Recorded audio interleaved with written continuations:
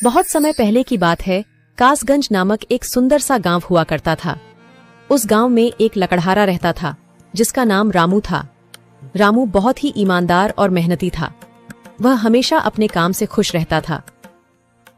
उसके पास ज्यादा पैसे नहीं थे, लेकिन वह अपनी जिंदगी से संतुष्ट था। रामू के परिवार में उसकी पत्नी और उसके 2 बच्चे थे। रामू सेठ लालचंद के यहाँ लकड़ी काटने का काम करता था और लकड़ी काटने के बदले में सेठ लालचंद रामू को पैसे देता था, जिससे रामू और उसके परिवार का जीवन व्यापन होता था। सुमन, मैं काम पर जा रहा हूँ। आज बहुत देर हो गया है, तो तुम बच्चों को स्कूल छोड़ आना। जी, स्कूल तो मैं छोड़ आऊंगी, लेकिन मोनू और चिंकी पिछले 2 दिन से कह रहे हैं कि उनके स्कूल की टीचर स्कूल की फीस मंगा रही है। हाँ, तो जाकर दे आओ ना स्कूल की फीस। अजी कहाँ से दूं? आप जो पगार लाते हैं उसमें मुश्किल से तो घर चल पाता है। अब उतनी सी तनख्वाह में मैं बच्चों की फीस का इंतजाम कैसे करूं? अजी मैं एक बात आपको साफ साफ कह देती हूँ, आप सेठ लालचंद जी से पगार बढ़ाने की बात कहिए। दिन पर दिन खर्च बढ़ता जा रहा है। बाजार में अगर सब्जी लेने निकलो तो सब्जियों के दाम आसमान छू रहे हैं, और बच्चों की पढ़ाई का खर्चा, घर का खर्चा अब इतनी कम तनख्वाह में कैसे गुजारा होगा? ठीक है, मैं आज ही सेठ जी से थोड़ा पगार बढ़ाने की बात करता हूँ। इतना कहकर रामू काम पर चला जाता है।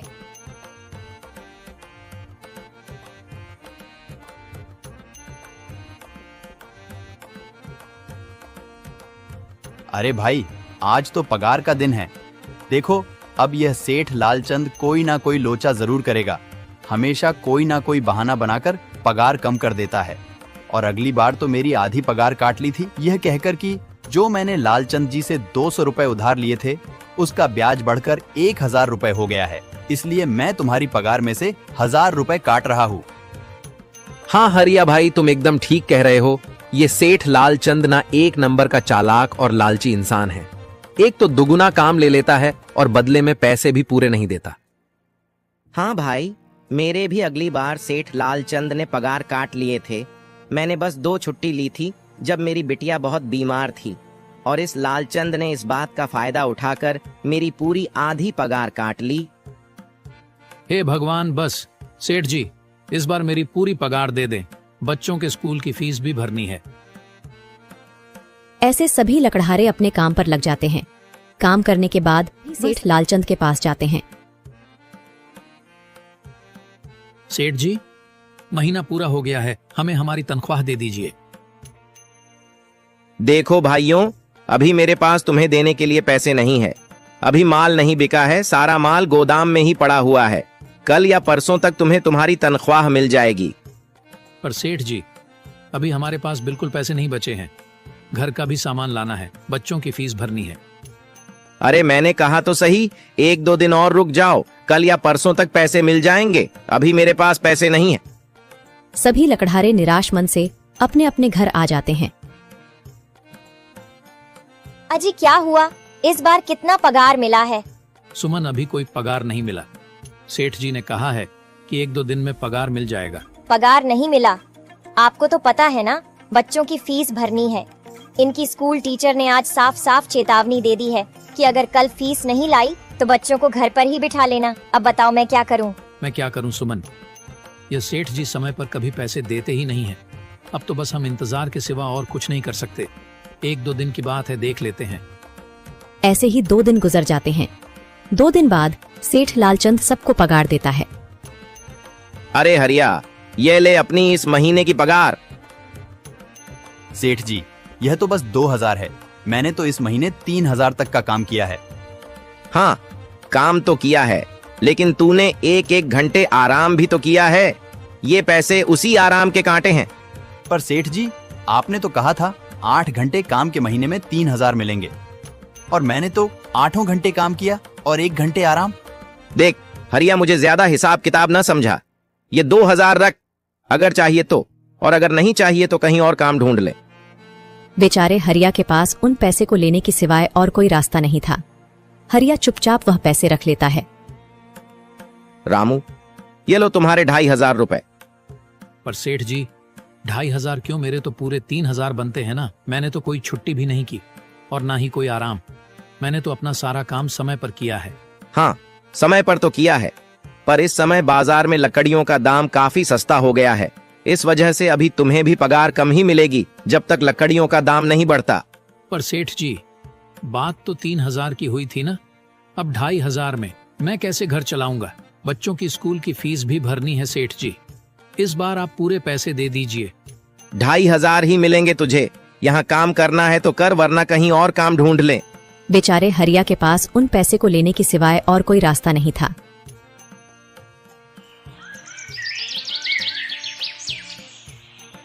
अरे भाई, यह सेठ लालचंद एक नंबर का बेईमान इंसान है। सारे पैसे अपने जेब में भर लेता है और बहाने बनाता है कि लकड़ियों के दाम सस्ते हो गए हैं। देख लेना, हम गरीबों की किसी न किसी दिन इसे जरूर हाय लगेगी।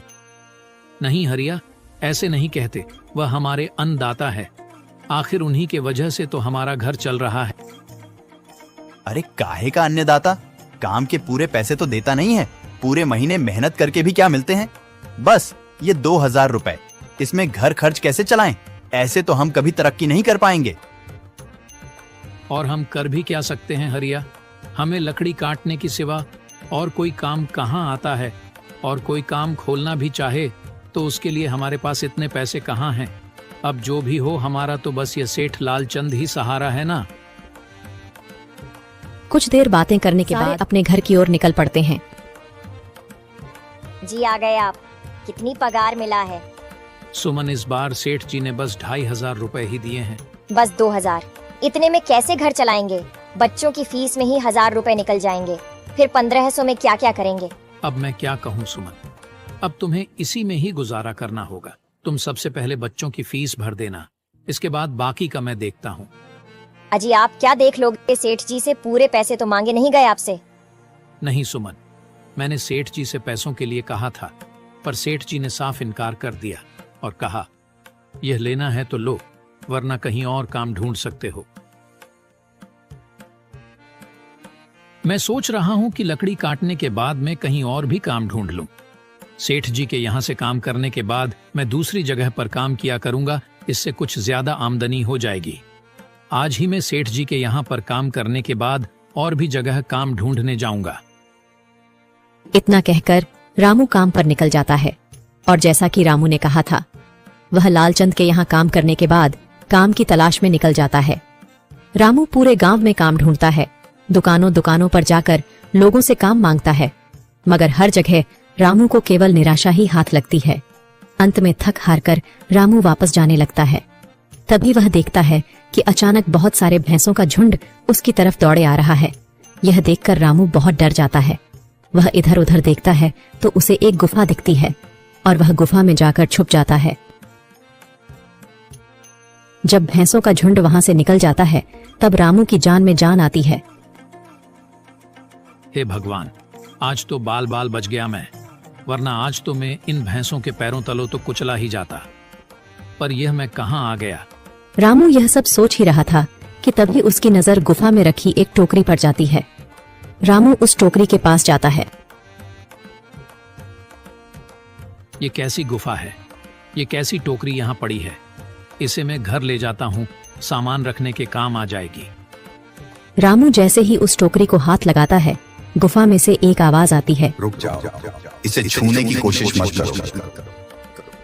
यह आवाज सुनकर रामू एकदम पीछे हट जाता है। तभी गुफा में एक जिन्न प्रकट हो जाता है और वह रामू से कहता है, कौन हो तुम और मेरी गुफा में क्या कर रहे हो? मुझे माफ करना, आप जो भी हो। कुछ भैंसों का झुंड मेरे पीछे पड़ गया था और उनसे बचने के लिए मैं इस गुफा में आकर छिप गया और फिर मेरी नजर इस टोकरी पर गई। माफ कीजिए, मुझे लगा यहाँ कोई नहीं है तो यह टोकरी किसी की नहीं होगी, इसलिए मैंने इसे छुआ। रामू, तुम्हें डरने की जरूरत नहीं है। मैं तुम्हारे बारे में सब जानता हूँ। मेरी नजर एक बार भी जिस पर पड़ जाती है, मैं उसका इतिहास अपनी खुली आंखों से देख सकता हूँ। पर आप है कौन और आप इतने विचित्र क्यों दिखाई पड़ रहे हैं? आप अपना परिचय दीजिए। कौन है आप? मैं एक जिन हूँ और मैं कई सालों से इस गुफा की रक्षा कर रहा हूँ। यह गुफा मेरे पूर्वजों की है। इस गुफा में केवल वही इंसान घुस सकता है जिसका मन बिल्कुल पवित्र हो। अगर तुम अपवित्र होते तो तुम इस गुफा में कभी नहीं घुस पाते। तुम एक सच्चे इंसान हो, इसलिए तुम इस गुफा में घुस पाए और इस टोकरी को छू पाए। अब तुमने इस टोकरी को छुआ है तो यह टोकरी तुम्हारी हुई। नहीं, मुझे ये टोकरी नहीं चाहिए, मैं तो बस देख रहा था। डरो मत रामू, तुम ये टोकरी ले जाओ। ये कोई साधारण टोकरी नहीं है, बल्कि यह जादुई टोकरी है। जादुई टोकरी? क्या यह वही जादुई टोकरी है जिसके बारे में हमारी दादी कहानी सुनाई करती थी कि किसी गांव में एक जादुई टोकरी हुआ करती थी और वह सबकी इच्छाएं पूरी करती थी? हाँ रामू, ये वही जादुई टोकरी है। अब तुम इस टोकरी के मालिक हो। तुम इसके इस्तेमाल से अपनी स्थिति सुधार सकते हो, पर याद रखना, तुम जो भी वस्तु इस टोकरी में एक बार डालोगे वह चीज ही तुम्हें बार बार इस टोकरी में डालनी होगी। इसके अलावा तुम और दूसरी कोई चीज इस टोकरी में नहीं डाल सकते। अगर तुमने ऐसा किया तो इसका परिणाम तुम्हें ही भुगतना होगा। मेरी इस बात को हमेशा ध्यान में रखना और सोच समझकर बिना लालच किए इस टोकरी में वह ही सामान रखना जिसकी तुम्हें जरूरत हो। रामू टोकरी को लेकर घर आ जाता है। सुमन, ये देखो, ये मैं क्या लेकर आया हूँ। क्या लाए हो आप? बस ये एक टोकरी। सबसे पहले यह बताइए, आप तो काम की तलाश में गए थे ना, तो कोई दूसरा काम मिला कि नहीं? नहीं। अरे सुमन, मेरी पूरी बात तो सुनो। ये कोई ऐसी वैसी टोकरी नहीं है, बल्कि यह एक जादुई टोकरी है। रामू सुमन को वह सारी घटना के बारे में बताता है जो उसके साथ हुई। अच्छा, तो आपका कहने का मतलब है कि इस टोकरी में हमें कोई ऐसी चीज डालनी होगी जिसकी हमें सबसे ज्यादा जरूरत हो। हाँ सुमन, हमें सोच समझकर ही इसमें कोई चीज डालनी होगी। रामू थोड़ी देर सोचता है, फिर उसका ध्यान उन लकड़ियों पर जाता है जो एक बार उसने सुमन को रखने को दी थी। सुमन, तुम्हें याद है, एक बार मैं जंगलों में लकड़ियां काटने गया था तो मुझे एक चंदन की लकड़ी मिली थी और वह मैंने तुम्हें लाकर दे दी थी। हाँ, दी तो थी। तो तुम उस लकड़ी को ले आओ। हम उस चंदन की लकड़ी को ही इसमें डालेंगे और उस लकड़ी से अपना एक व्यापार शुरू करेंगे। सुमन चंदन की लकड़ी को ले आती है और उसे टोकरी में डाल देती है। वह जैसे ही चंदन की लकड़ी उस टोकरी में डालते हैं, उसमें कई सारी लकड़ियां आ जाती हैं।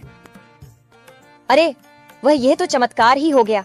ये देखिए, कितनी सारी चंदन की लकड़ियां हो गई। अगर आप इसको बेचेंगे तो इससे काफी अच्छे पैसे मिलेंगे। हाँ राधा, मैं कल सुबह बाजार जाकर इनको बेच आऊंगा और जो पैसे मिलेंगे उससे हम अपने मोनू और चिंकी के स्कूल की फीस भर देंगे और बाकी बचे पैसों को संभाल कर रख लेंगे।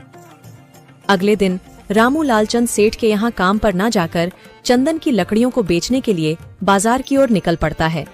वहाँ पर रामू चंदन की लकड़ियों को बहुत ही कम दामों में बेचा, जिसकी वजह से आम लोगों के साथ साथ बड़े व्यापारियों ने भी रामू से चंदन की लकड़ियां खरीदी। लकड़ियों को बेचकर रामू को काफी अच्छे पैसे मिले। पैसों को लेकर चंदन घर आ जाता है। ये देखो सुमन, उन लकड़ियों को बेचकर मुझे कितने सारे पैसे मिले हैं। ये लो कुछ पैसे, इससे तुम कल मोनू और चिंकी के स्कूल के फीस भर देना। अच्छा, तो मैं काम पर जाता हूँ।